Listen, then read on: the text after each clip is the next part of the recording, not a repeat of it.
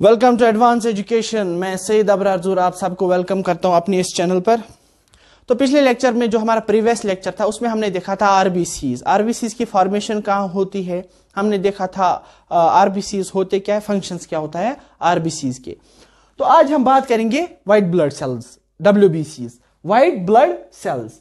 तो ये white blood cells करते क्या है, हमने ऑलरेडी डिस्कस किया कि जो ये व्हाइट ब्लड सेल्स है वो जो हमारे अंदर, हमारी बॉडी के अंदर कोई भी वायरस जाता है उसके अगेंस्ट ये डिफेंस करते हैं, उसी को हम बोलते हैं डब्ल्यूबीसीज। अब ये डब्ल्यूबीसीज कितने टाइप्स के होते हैं? देयर आर 5 टाइप्स ऑफ डब्ल्यूबीसीज, 5 डिफरेंट टाइप्स ऑफ डब्ल्यूबीसीज। इनको हम बोलते हैं, जो डब्ल्यूबीसीज है, सोल्जर्स ऑफ द बॉडी। ये हमारे बॉडी के सोल्जर्स होते हैं, ये आर्मी होती है हमारी बॉडी की। कोई भी वायरस अंदर जाएगा तो ये लड़ने के लिए तैयार रहते हैं। इस डब्ल्यूबीसी को हम आल्सो बोलते हैं ल्यूकोसाइट्स, ल्यूकोसाइट्स। अब जो ये सोल्जर्स ऑफ द बॉडी है, ये हमने देखा कि ब्लड में ये ओनली 1% पाया जाता है। अब जो हमारे जो 5 डिफरेंट टाइप्स है उनको हमने डिवाइड किया इनटू 2 ग्रुप्स। हमने 2 ग्रुप्स में उनको डिवाइड किया। एक को हम बोलते हैं ग्रेन्युलोसाइट्स, दूसरे को हम बोलते हैं ए ग्रेन्युलोसाइट्स। जो ग्रेन्युलोसाइट्स होता है उसमें प्रेजेंट होते हैं ग्रेन्यूल्स। जो ए ग्रेन्युलोसाइट्स होते हैं उसमें ग्रेन्यूल्स प्रेजेंट नहीं होते हैं। अब बात करते हैं हम पहले ग्रेन्युलोसाइट्स। उसमें हमने जो फर्स्ट 3 है, 3 हमने रखे हैं, जो 3 आते हैं ग्रेन्युलोसाइट्स में। एक कौन कौन सा होता है? जो पहला वाला है, देखो इसमें मल्टी लोब्ड न्यूक्लियस है जो पहला वाला है, और इसके अंदर देखो यहां से आप जो डॉट डॉट देख रहे हो, डॉट लाइक स्ट्रक्चर, इन्हीं को हम बोलते हैं ग्रेन्यूल्स। इसमें मल्टी लोब्ड न्यूक्लियस है, मल्टी लोब्ड न्यूक्लियस। इसी मल्टी लोब्स न्यूक्लियस जो है, मल्टी लोब्स है इसके अंदर, इसको हम बोलते हैं न्यूट्रोफिल। अब ग्रेन्युलोसाइट्स में पहला कौन आया? न्यूट्रोफिल। सेकंड पे बात करेंगे। जो सेकंड वाला है उसके अंदर जो न्यूक्लियस होता है वो बाइलोब्ड न्यूक्लियस होता है। बाइलोब्ड, देखिए बाइलोब्ड। इस बाइलोब्ड न्यूक्लियस को हम बोलते हैं एजिनोफिल और एसिडोफिल, एजिनोफिल और एसिडोफिल। अब थर्ड वन है, उसमें होता है एस शेप्ड न्यूक्लियस। एस, अब यहां पर आप बताएंगे कि एस तो दिख नहीं रहा है, ये हम अंडर माइक्रोस्कोप के अंदर ऑब्जर्वेशन करते हैं कि तब हम ये एस देख पाते हैं। इस एस शेपर्ड न्यूक्लियस को हम बोलते हैं बेजोफिल, और इसके अंदर क्या है? Granules. On the base of nucleus हम इनको डिफरेंशिएट करते हैं। हाँ, on the base of nucleus हम इनको डिफरेंशिएट करते हैं कि कौन सा ग्रेन्युलोसाइट्स है। अगर इसके अंदर मल्टीलोब्स है वो हो गया न्यूट्रोफिल, एस शेपर्ड बेजोफिल, और ये हो गया बाइलोब्ड तो acidophil. On the base of nucleus हम इनको डिफरेंशिएट करते हैं। ग्रेन्युलोसाइट्स जिसके अंदर ग्रेन्यूल्स प्रेजेंट होते हैं। अब हम करते हैं बात जो न्यूट्रोफिल होता है, इनका रोल क्या होता है, रोल क्या होता है, और हमने क्या देखा हमने कि न्यूट्रोफिल में होते हैं मल्टीलोब्ड न्यूक्लियस, ठीक है, और हम इसको बोलते हैं पॉलीमॉर्फो न्यूक्लियर ल्यूकोसाइट्स। पॉली मतलब मेनी, मॉर्फो मतलब स्ट्रक्चर, और न्यूक्लियर मतलब न्यूक्लियस।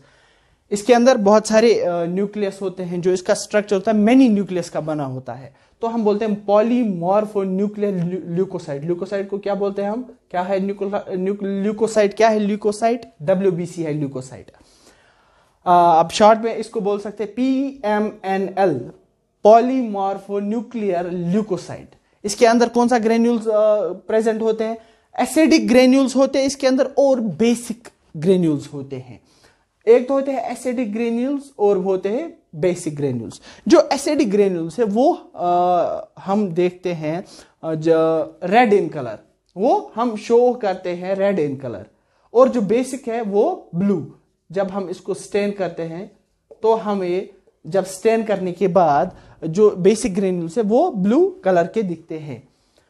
और इओजिनोफिल और एसिडोफिल, इसके अंदर होता है एसिडिक ग्रेन्यूल, और इसके अंदर ये हमें, जब हम स्टेन करते हैं इसको इओजिन के साथ, तब हमें पता चलता है कि इसके अंदर क्या है? एसिडिक ग्रेन्यूल्स है।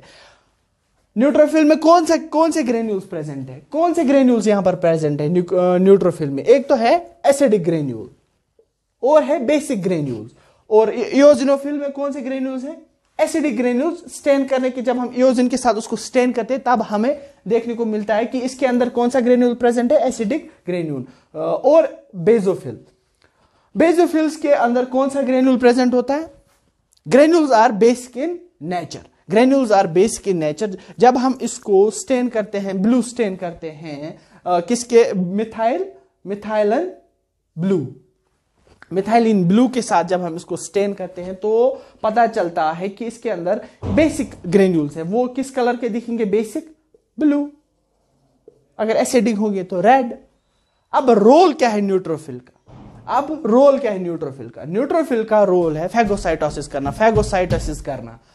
जो न्यूट्रोफिल है वो फैगोसाइटोसिस होता क्या है? फैगोसाइटोसिस, फैगोसाइटोसिस होता है कि कोई भी बैक्टीरिया, कोई भी वायरस हमारी बॉडी के अंदर जब जाता है तो उससे लड़ने के लिए, जब वो उससे लड़ता है, अगेंस्ट, उसके अगेंस्ट लड़ता है, डिफेंस करता है, उसको बोलते हैं फैगोसाइटोसिस। और न्यूट्रोफिल वो सेल है, वो न्यूट्रोफिल वो कंपोनेंट है, ये वो टाइप है डब्ल्यूबीसी का जो सबसे पहले जाता है फैगोसाइटोसिस के लिए, जो सबसे पहले जाता है कि मैं ही इस दुश्मन को मारूंगा, मैं ही दुश्मन को किल करूंगा। हाँ, अगर इससे बच गया तो आगे हमारे पास बहुत भी है और लड़ने के लिए बहुत भी है, पर जो न्यूट्रोफिल है वो सबसे पहले क्या करता है? फैगोसाइटोसिस।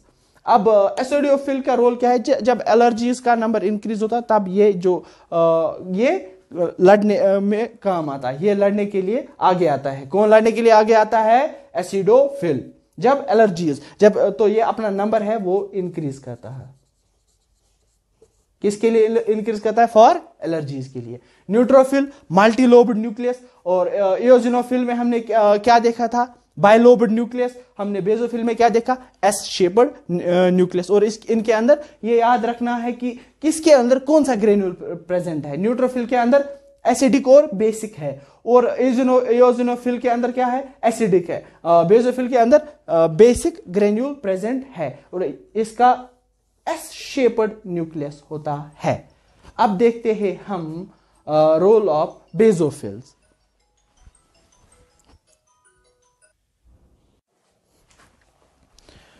तो चलिए अब बात करते हैं जो हमारा तीसरा, ये ग्रेन्युलोसाइट्स में तीसरा टाइप था बेजोफिल। ये स्क्रीटरी ग्लैंड होता है, ये स्क्रीशन करता है। किस चीज की स्क्रीशन करता है? हेपेरिन की। हेपेरिन तो हमने देखा था एंटीकोगुलेंट है, क्लॉटिंग अंदर जो क्लॉटिंग होने नहीं देता है। तो हिस्टामिन, हिस्टामिन बड़ा खतरनाक होता है। सेरोटोनिन, तो ये क्या करता है? हिस्टामिन, ये हमने पढ़ा था, ये एंटीकोगुलेंट है, अंदर ब्लड को क्लॉट नहीं होने देता है। कहीं भी आप देखोगे रेडनेस, वार्मथ, पेन एक साथ होता है तो हम कहते हैं ये जगह इन्फ्लेम्ड है। तो उस जगह क्या सिक्रीट हुआ होता है? हिस्टामिन। जो ये सेरोटोनिन है ये एंटीफ्लेमेशन है, एंटीफ्लेम्ड है, ये अगेंस्ट, इसके अगेंस्ट काम करता है। तो ये थे हमारे जो तीन थे ग्रेन्युलोसाइट्स में, वो हो गए। अब बात करेंगे हम सेकंड टाइप है agranulocytes. No granules are present. तो पहले हम देखते जो डब्ल्यूबीसी है उसका काउंट कितना होता है हमारी बॉडी में, उसका काउंट कितना होता है। आरबीसीज का काउंट कितना होता है? प्रीवियस लेक्चर में हमने डिस्कस किया था, आप कमेंट सेक्शन में जरूर बताइए कितना होता है। जो डब्ल्यूबीसी का काउंट है 6000 to 8000 पर मिलीमीटर क्यूब, पर मिलीमीटर क्यूब।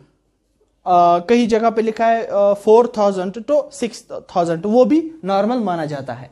अब ए ग्रेन्युलोसाइट्स है, नो ग्रेन्यूल्स आर प्रेजेंट। इसमें दो होते हैं, वहां तीन थे, 5 डिफरेंट टाइप्स ऑफ डब्ल्यूबीसी है।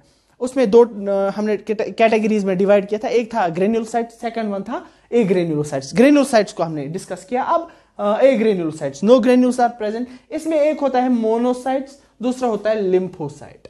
क्या होता है मोनोसाइट? मोनोसाइट डब्ल्यूबीसी सबसे लार्जेस्ट डब्ल्यूबीसी है हमारी ब्लड के अंदर, सबसे लार्जेस्ट डब्ल्यूबीसी है हमारे ब्लड के अंदर, वो भी डब्ल्यूबीसी में ही प्रेजेंट है। लार्जर डब्ल्यूबीसी भी ए ग्रेन्युलोसाइट्स है।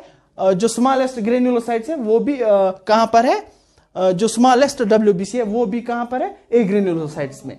इसका क्या काम है? पहले इसके अंदर no granules are present.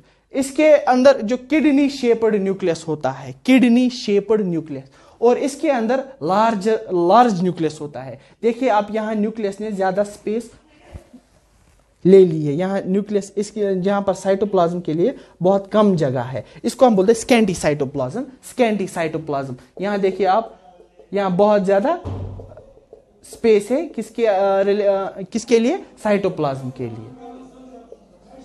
Kidney shaped nucleus. अब फंक्शन क्या होता है, जो सबसे बड़ी WBC है उसका क्या फंक्शन है? वहां हमने देखा था पहले कौन गया था फेगोसाइटोसिस के लिए? न्यूट्रोफिल। अब यहां देखिए, अगर वहां बचकर वो वायरस आया तो अब यहां उसको इसके साथ मुकाबला करना पड़ेगा, यहां उसको लड़ना पड़ेगा। किसके साथ? मोनोसाइटोसिस के साथ। ये इसका पहला काम है कि फेगोसाइटोसिस करना। अब कैसे फेगोसाइटोसिस करते हैं कि ये फ्यूज होते हैं, ये मोनोसाइट से ये फ्यूज होते हैं और बनाते हैं मैक्रोफेज। किसके लिए? अगर ज्यादा इंफेक्शन है, ज्यादा वायरस है, तो उसको अगेंस्ट डिफेंस करने के लिए, उससे लड़ने के लिए ये फ्यूज होते हैं और बनाते हैं मैक्रो, उसको हम बोलते हैं macrophage. When they fuse and they form macrophage. किसके लिए ये फ्यूज होते हैं? फेगोसाइटोसिस के लिए। अब यहां पर देखिए आप, इसका काम क्या होता है, इसका फंक्शन क्या होता है? ये इम्यून सिस्टम को बिल्ड करता है। It helps to develop our immune system, build करता है इम्यून सिस्टम, और इसके अंदर एंटीबॉडीज होती है, वो ही इम्यून सिस्टम को बिल्ड करने में मदद करती है। Two types of lymphocytes, B lymphocytes और टी लिम्फोसाइटिस। दो टाइप्स के लिम्फोसाइट्स, एक तो बी लिम्फोसाइट्स और है टी लिम्फोसाइट्स।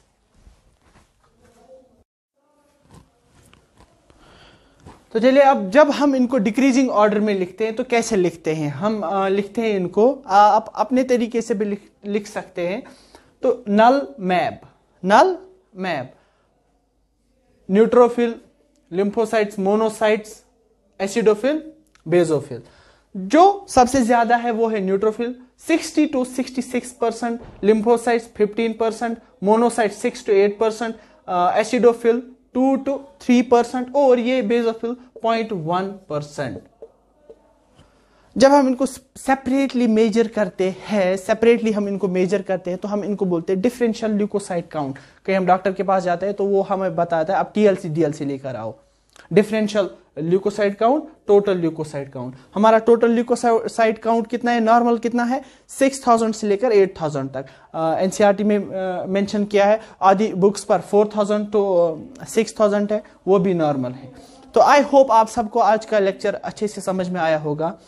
तो आप लाइक, शेयर, सब्सक्राइब जरूर कीजिए और मिलते हैं नेक्स्ट लेक्चर में। अल्लाह हाफिज।